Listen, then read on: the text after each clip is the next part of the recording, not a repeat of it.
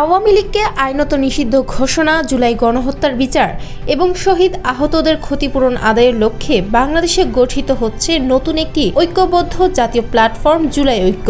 বিভিন্ন মতাদর্শের রাজনৈতিক ও সামাজিক সংগঠনের এই জোট 7 মে বিকেল 5টায় ঢাকা বিশ্ববিদ্যালয়ের মধুর ক্যান্টিনের সামনে আনুষ্ঠানিকভাবে আত্মপ্রকাশ করতে যাচ্ছে।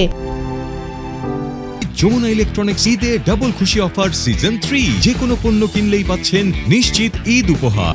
জাতীয় নাগরিক কমিটির যুগ্ম সদস্য, সচিব ও আপ বাংলাদেশের নেতা রাফেজ সালমান রিফাত নিজের ভেরিফাইড ফেসবুক প্রোফাইলে লিখেছেন, ফ্যাসিস্ট নিষিদ্ধে আসছে জুলাই ঐক্য। ফ্যাসিস্ট নিষিদ্ধে আসছে জুলাই ঐক্য। নতুন যুগের শুরু হবে ঢাকা বিশ্ববিদ্যালয় থেকে। এই ঘোষণার পর সামাজিক যোগাযোগ মাধ্যমে ব্যাপক আলোচনার ঝড় ওঠে। বিষয়টি এখন রাজনৈতিক মহলে বিতর্কের রূপ নিয়েছে। রাজনৈতিক বিশ্লেষকরা বলছেন, এই প্ল্যাটফর্মের আগমন আওয়ামী লীগের বিরুদ্ধে তৃণমূল পর্যায়ে নতুন ধাক্কা তৈরি করতে পারে। বিশেষ করে তরুণ প্রজন্ম ও বিশ্ববিদ্যালয় ভিত্তিক সংগঠনগুলোকে কেন্দ্র করে যে ঐক্য গড়ে উঠেছে তা আগামী নির্বাচনের আগে একটি রাজনৈতিক প্রতিবিপ্লবের বার্তা দিতে পারে। রাজনৈতিক সংগঠনসমূহ নিয়ে জুলাই ঐক্য নামে যে ঐক্যবদ্ধ জাতীয় জোট আসছে, তাদের লক্ষ্য হবে গণহত্যার পূর্ণাঙ্গ আন্তর্জাতিক মানসম্পন্ন তদন্ত ও বিচার নিশ্চিত করা। বাংলাদেশে ফ্যাসিবাদ একদলীয় শাসনের প্রতীক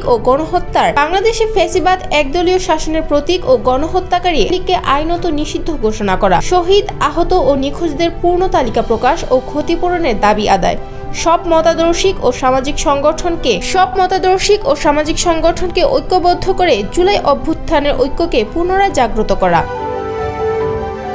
রাজনৈতিক অঙ্গনে নতুন করে উত্তাপ ছড়াচ্ছে জুলাই ঐক্য। খালেদা জিয়ার ফেরা, তারেক রহমানের সম্ভাব্য প্রত্যাবর্তন এবং সরকার বিরোধী বিভিন্ন প্ল্যাটফর্মের উত্থানের মধ্যে এই জোটের আগমন একটি সুপরিকল্পিত রাজনৈতিক পাল্টা আঘাতের ইঙ্গিত দিচ্ছে। এই প্ল্যাটফর্ম আদৌ মাঠে কতটা কার্যকর হয় তা দেখার অপেক্ষায় এখন গোটা রাজনৈতিক মহল।